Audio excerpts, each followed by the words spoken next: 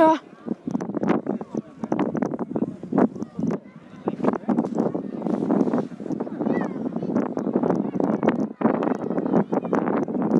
Γεια σου φίλε. Προσγειώθηκε.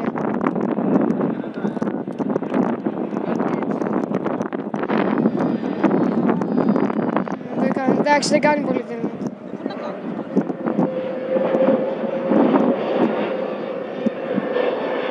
Εντάξει, ωραίο.